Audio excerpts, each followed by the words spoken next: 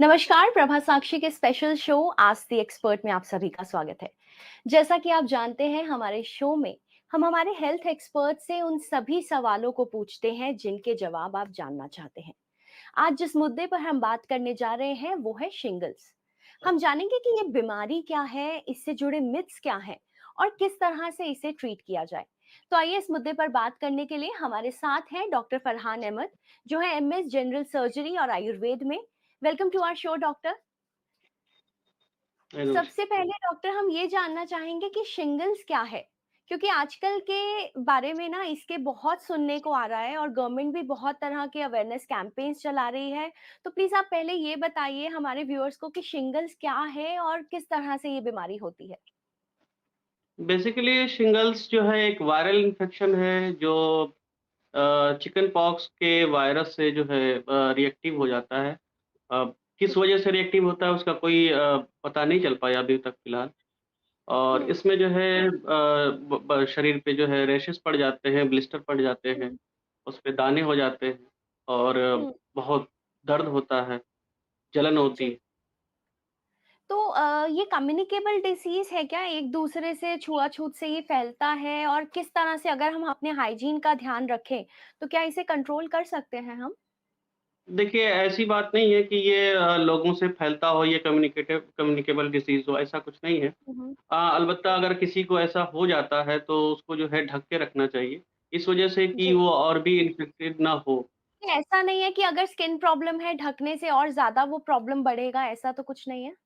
नहीं, ऐसा कुछ नहीं, बस इसलिए ढकना है, क्योंकि अगर आप उसको बार-बार टच करते हैं, तो इन्फेक्शन और जी, बढ़ेगा, तो उससे जो है जी। कॉम्प्लिकेशन बढ़ेंगे। जैसे कि अगर ये इन्फेक्शन और भी बढ़ जाता है, तो हुँ, हुँ। कभी-कभी जो है आँख में की रोशनी पे असर पड़ जाता है उसपे।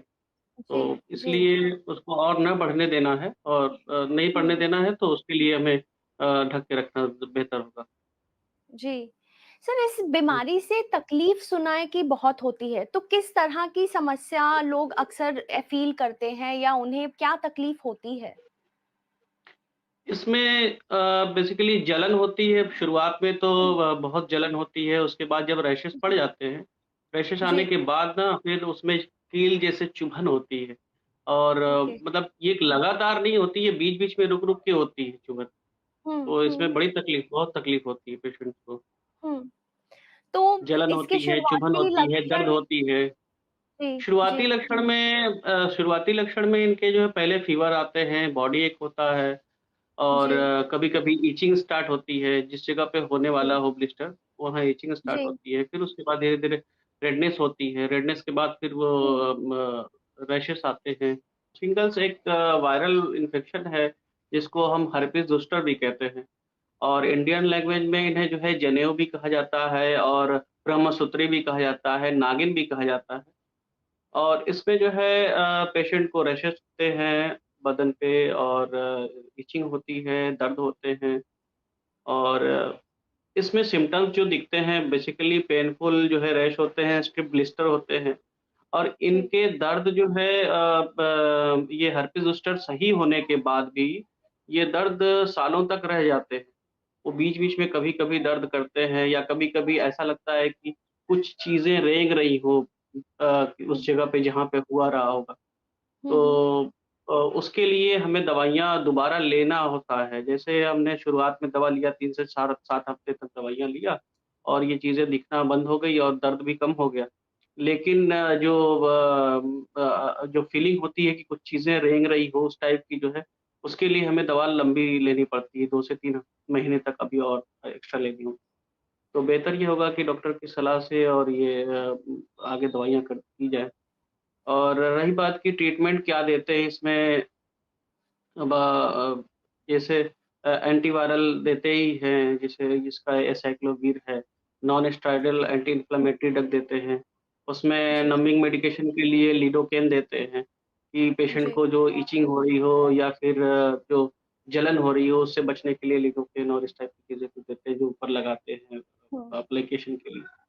तो सर ये किसी भी एज ग्रुप के इंसान को हो सकता है या कुछ ऐसा है कि मान लीजिए अगर आप 30 क्रॉस करते हैं तो ही इसके चांसेस बढ़ते हैं या कोई भी एक जी, ऐसा स्पेसिफिक एज ग्रुप? बिल्कुल ऐसा स्पेसिफ़िक है इसमें कि अमूमन देखा गया है कि 40 के ऊपर के ही पेशेंट्स जो है इस टाइप के होते हैं, 40 के ऊपर के एज जी। वाले लोगों को ही इसके असर दिखाई देते हैं। हुँ, 40 तक वाले को तो कम ही देखा है, लेकिन हुँ, 50 के ऊपर के पेशेंट ज़्यादा देखने को मिलते हैं। जी। सर जैसा आपने शुरू में बोला था ना कि चिकन पॉक्स से ही ये एक तरह का डिसीज़ बना है, उसी के ही वायरस जी, से जी। म्यूटेट होके बना जी, है। जी। तो क्या जी, ऐसा जी। भी है कि अगर इस किसी को लाइफ़ में एक बार चिकन पॉक्स हुआ है, तो उसे शिंगल्स नहीं हो सकता या सिर्फ़ ये बात एक मिथ ही है? नहीं, ये मिथ ही है, बिल्कुल हो सकता है।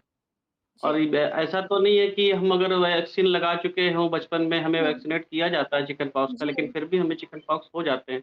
ज़रूरी जी। नहीं कि हमने वैक्सीन ले लिया है तो फिर हमें हो ही ना।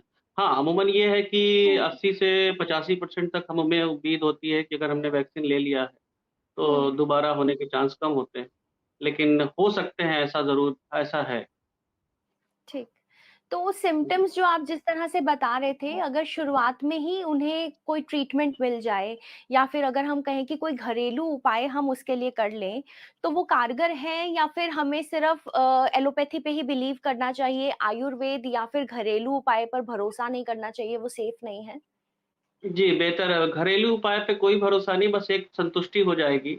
अगर जी। शुरुआत में फ़ीवर आ रहा है, तो आपने अगर घर में ही कुछ ऐसा ट्राई किया, तो आपको संतुष्टि तो हो जाएगी। लेकिन बेहतर ये होगा कि आप डॉक्टर से मिलें, उस हिसाब से वो हुँ। सलाह लें और वो जैसे प्रिस्क्राइब करते हैं दवाइयाँ, उस हिसाब से दवाइयाँ हुँ। लेते रहें। बेहतर है वो जी, ये होगा। इसमें एक चीज़ मैं ऐड करना चाहूँगा कि जैसे आयुर्वेद का आपने शुरू में पूछा कि क्या आयुर्वेद से जी, इसको रोका जा सकता है क्या?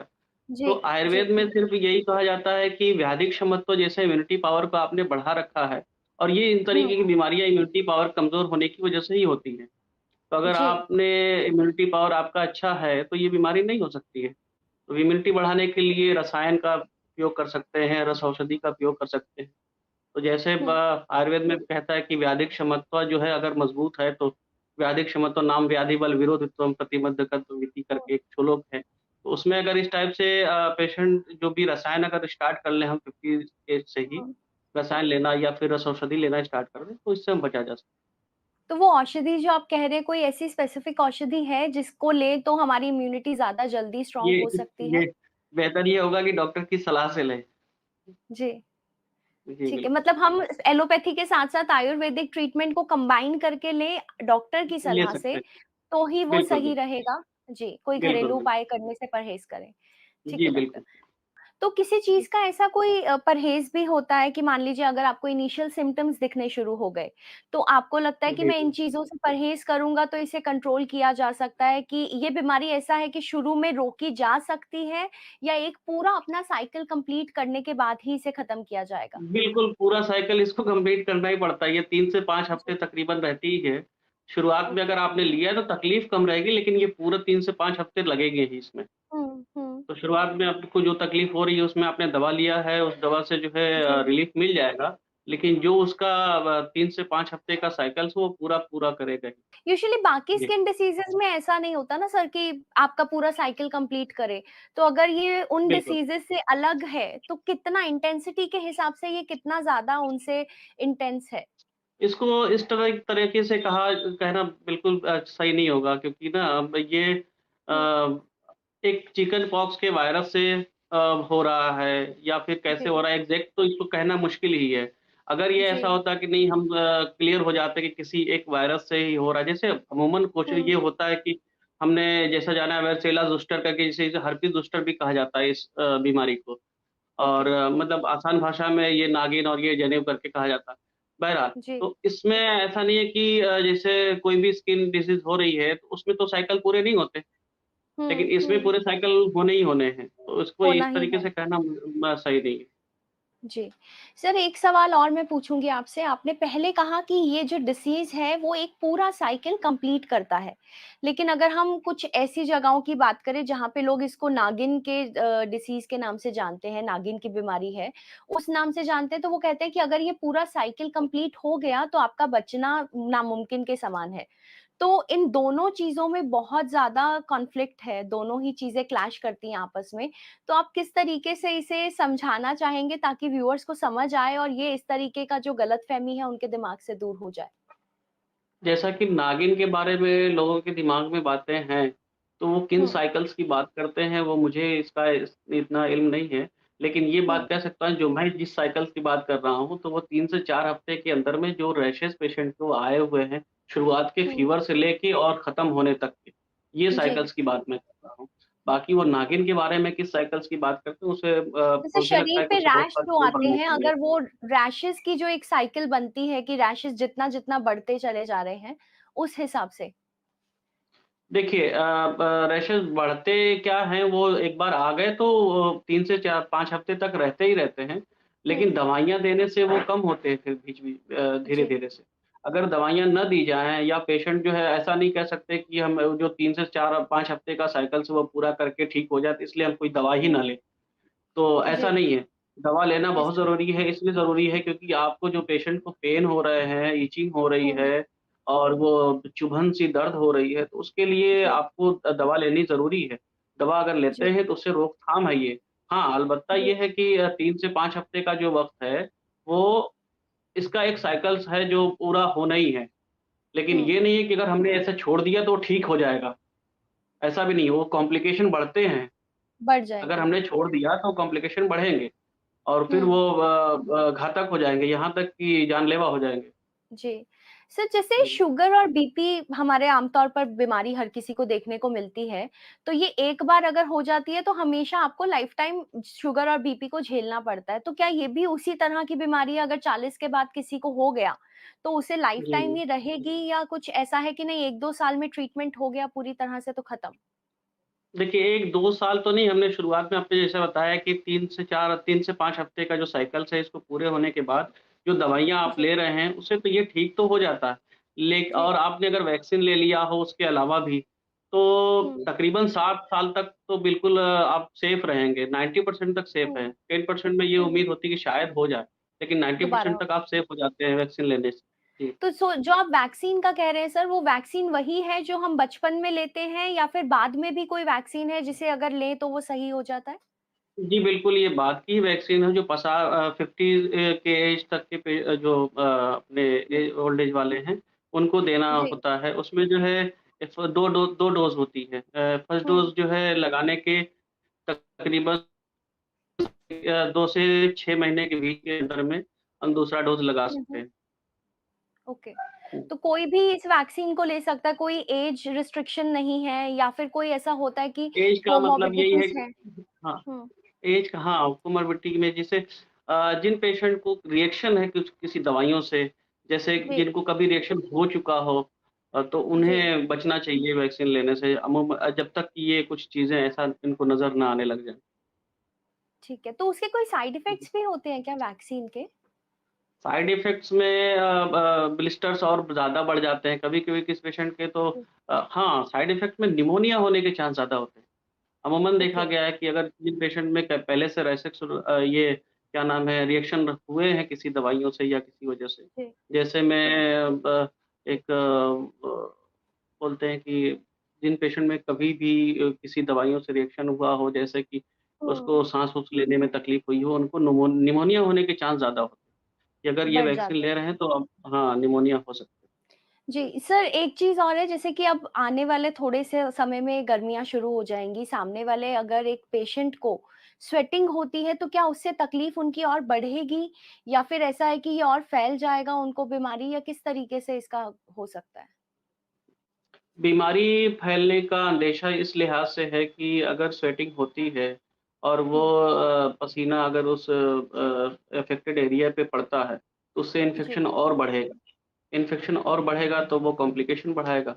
जैसे कि जी, पेशेंट को फिर से दोबारा बुखार आ सकता है, जैसा शुरुआत में फ़ीवर आ रहा था पेशेंट को, जी, वैसे फ़ीवर भी आ सकते हैं इन्फेक्शन की वजह से। निमोनिया के भी चांस हो सकते हैं, साँस निमोनिया फूल का भी सकती है। चांस जी, ज़्यादातर तो लोगों की आँख की रोशनियाँ कम हो जाती हैं। जी। तो इससे बेहतर होगा कि हम ये सब चीज़ों से बच के रहें। तो उसके लिए भी कुछ है कि अगर आपकी आँखों पे आपको दिख रहा है कि इसका असर होना शुरू हो गया है, तो शुरुआती जो आपको सिम्पटम दिखने शुरू हों, उसी में ही आप कोई प्रिकॉशन ले सकते हैं क्या?